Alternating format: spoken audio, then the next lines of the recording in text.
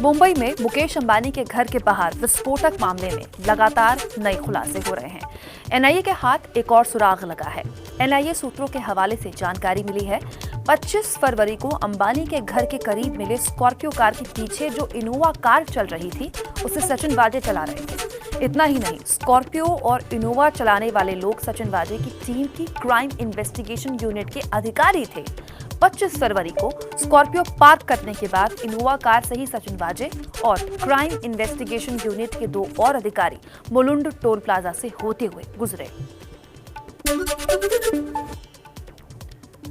इससे पहले एनआईए ने जो काली मर्सिडीज जब्त की है, उसे स्कॉर्पियो की असली नंबर प्लेट मिली है। साथ ही मर्सिडीज कार से 5 लाख से ज्यादा कैश, कई नंबर प्लेट्स और एक डायरी के साथ पेट्रोल डीजल भी बरामद हुआ है।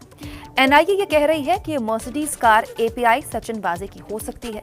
सचिन वाजे जिस सफेद लिबास में 25 फरवरी को दिखा, उसे भी बरामद करने का दावा किया जा रहा है। एनआईए ने जिस काले रंग की मर्सिडीज को जब्त किया है, उसकी एक पुरानी तस्वीर भी सामने आ गई है। ये तस्वीर मुंबई पुलिस हेडक्वार्टर परिसर की है। तब की तस्वीर है ये, जब एपीआई सचिन वाजे की गिरफ्तारी नहीं हुई थी। एनआईए का दावा है कि वाजे तब इसी मर्सिडीज का इस्तेमाल किया करते थे। इस मर्सिडीज को एनआईए ने अब जब्त कर लिया है। माना जा रहा है कि वाजे की गिरफ्तारी और अब इस मर्सिडीज से मिली चीजों से एंटीलिया वाली साजिश के कई राज बेनकाब हो सकते हैं। एनआईए सूत्रों के हवाले से एक और चौंकाने वाली खबर ये कि साजिश वाले दिन सचिन वाजे ने पीपीए किट नहीं पहनी थी, सफेद कुर्ता पैजामा पहना था। एनआईए के सूत्रों के मुताबिक वाजे ने 25 फरवरी को बड़े रूमाल से अपना सर भी ढक लिया, चेहरा ना दिखे इसके लिए एक मास्क पहन लिया ताकि सीसीटीवी को वो चकमा दे सके। वाजे ने अपनी पहचान छिपाने के लिए हर मुमकिन कोशिश की। दावा है कि कार में रखे तेल के बाद कुर्ता पैजामा और बाकी चीजों को उन्होंने उस तेल से जला दिया। एबीपी न्यूज से मुंबई पुलिस के एक बड़े अफसर ने खुलासा कर बताया है कि जिस विक्रोली पुलिस स्टेशन ने मनसुख हिरेन की स्कॉर्पियो गाड़ी का केस दर्ज किया था, उसमें पुलिस ने भी कुछ गड़बड़ियां की हैं। एंटीलिया केस की जांच में जुटी मुंबई पुलिस को शक है कि किसी ने फोन कर विक्रोली पुलिस को नियमों का उल्लंघन कर केस दर्ज करने को कहा था। अब अंदरूनी स्तर पर भी इस मामले की जांच हो रही है। खबर है कि मुंबई के पुलिस कमिश्नर परमजीत सिंह जल्द बदले जा सकते हैं। कल रात मुख्यमंत्री आवास पर परमजीत सिंह की एक महत्वपूर्ण बैठक हुई। ये बैठक 4 घंटे तक चली। सूत्रों की माने तो अपनी बात सीएम के सामने रखे परमबीर सिंह सीएम आवास के बाद वापस गए। सूत्रों के मुताबिक आईपीएस अधिकारी रजनीश सेठ का नाम मुंबई कमिश्नर के लिए सबसे आगे चल रहा है। मंगलवार को गृहमंत्री अनिल देशमुख ने रजनीश सेठ से करीब 1 घंटे तक मुलाकात भी की। रजनीश सेठ अभी एंटी करप्शन ब्यूरो में महानिदेशक के पद पर है। एंटीलिया केस में एनआईए की जांच पर महाराष्ट्र की सियासत लगातार गर्म है और यह गर्मी अब पहुंच गई है बंगाल। मंगलवार को पश्चिमी मिदनापुर की रैली में राजनाथ सिंह ने बंगाल को बम फैक्ट्री बताते हुए ममता सरकार पर वार किया, तो एंटीलिया केस में एनआईए जांच को लेकर गुस्साई शिवसेना ने राजनाथ पर पलटवार करते हुए कहा कि बंगाल में अगर बम बन रहा है तो वहां एनआईए क्यों नहीं जाती। जेलेटिन की 20 टुकड़े मिलने पर पूरी एनआईए मुंबई आ जाती है।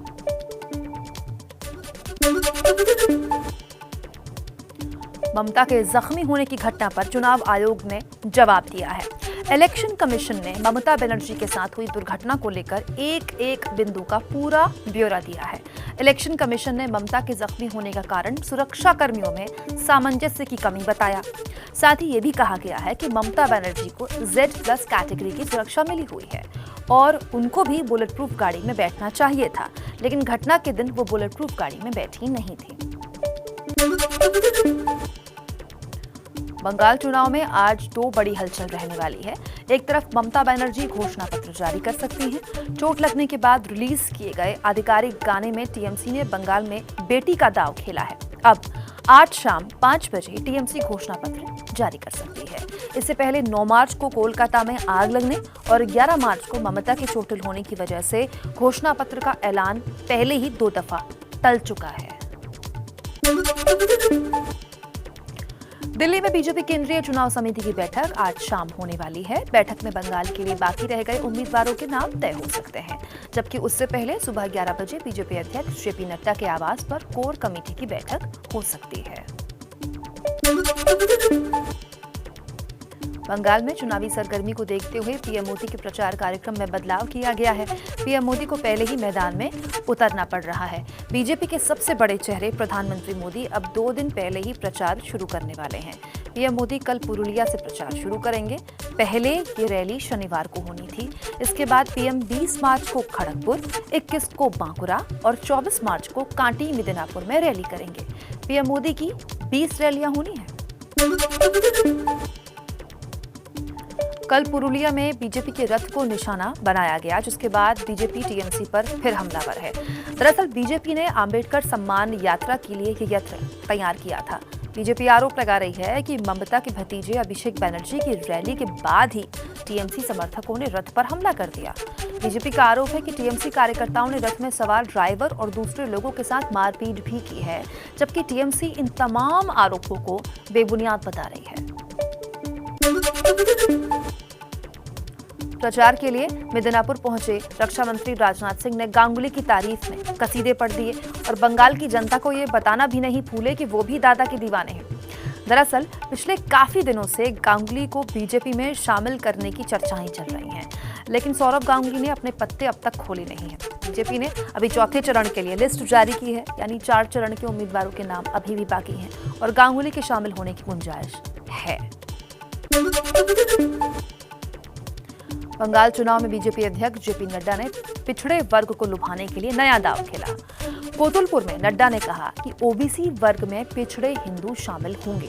नड्डा ने आरक्षण के जरिए ममता पर मुस्लिम तुष्टीकरण का आरोप चढ़ा। नंदीग्राम में मुख्य मुकाबला ममता बनर्जी बनाम शुभेंदु अधिकारी है।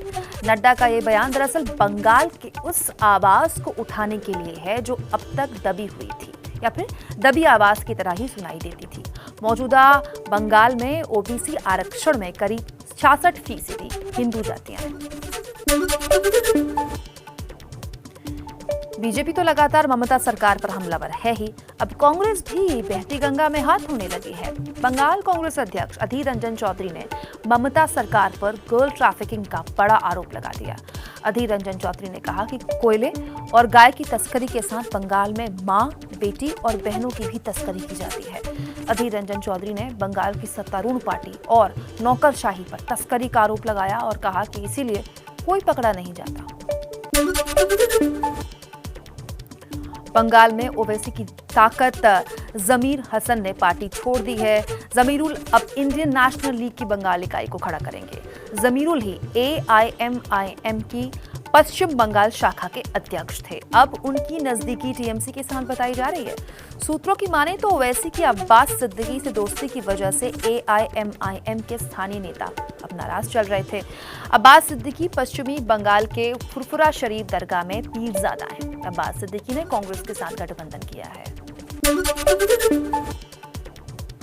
देश में फिर से कोरोना का खतरा बढ़ गया है। पिछले 24 घंटे में देश में 29,000 के नए केसेस सामने आए हैं। 187 लोगों की मौत कोरोना की वजह से हो गई है। मोदी सरकार गंभीर दिख रही है। आज तमाम राज्यों के मुख्यमंत्रियों के साथ पीएम मोदी 12 बजे बात करने वाले हैं। वीडियो कॉन्फ्रेंसिंग से होने वाली इस बड़ी बैठक में मुख्यमंत्रियों से प्रधानमंत्री संवाद करेंगे। कोरोना के बढ़ते मामलों को लेकर चिंता जाहिर की जाएगी। वैक्सीनेशन पर भी बात होगी। पीएम राज्यों में चल रहे वैक्सीनेशन अभियान का भी फीडबैक लेने वाले हैं। कोरोना टीकाकरण अभियान शुरू होने के बाद पहली बार पीएम मुख्यमंत्रियों से संवाद करेंगे। एक तरफ कोरोना को लेकर चर्चा चल रही है तो वहीं महाराष्ट्र में हर दिन कोरोना के नए केसेस सामने आ रहे हैं, जिन पर लगाम लगाने के लिए अब राज्य सरकार ने नियम और सख्त कर दिए हैं। पिछले 24 घंटे में महाराष्ट्र में कोरोना के 17,800 से ज्यादा नए केसेस सामने आए हैं। 87 लोगों की मौत कोरोना की वजह से हो गई है। मंगलवार को जारी नई गाइडलाइंस के मुताबिक राज्य के तमाम दफ्तर, mall, cinema hall, hotel, restaurant 50% क्षमता के साथ ही अब काम करेंगे। इन जगहों पर बिना मास्क के एंट्री की इजाजत किसी को भी नहीं होगी। ये गाइडलाइंस 31 मार्च तक के लिए लागू कर दी गई हैं। सिर्फ महाराष्ट्र ही नहीं, मध्य प्रदेश, गुजरात और पंजाब में भी कोरोना ने फिर से चिंताएं बढ़ा दी हैं, जिससे देखते हुए कई राज्यों में दोबारा लॉकडाउन का फैसला लिया गया है। पिछले 24 घंटे में पंजाब में 1018, केरल में 1054, गुजरात में 890 और इसके अलावा तमिलनाडु में 836 नए कोरोना के केसेस सामने आए हैं।